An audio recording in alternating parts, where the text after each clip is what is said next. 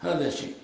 شيء آخر، الإسلام فيما قرأته بدقة من بيانات الله العجيبة يحذرنا من أن نبحث عن الإصلاح ضمن سبل التخريب. قد يقول قائل: أنا من أجل أن أصل إلى قمة الإصلاح لابد أن أسير في منعرجات، وإن كانت هذه المنعرجات فيها شيء من التخريب. لا، هذا غير جائز. لا يمكن أن يتحقق الإصلاح من خلال تخريب بشكل من الأشكال.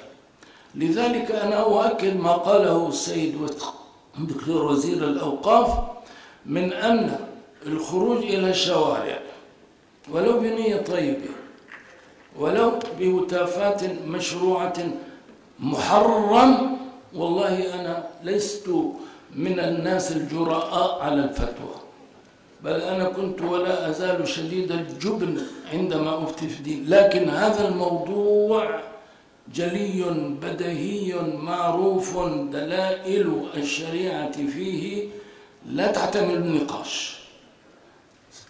هذا ذريعة لفساد، وسد الذريعة الموصلة إلى فساد واجب، ولو كان الأمر الذي نمارسه في الأصل جائز.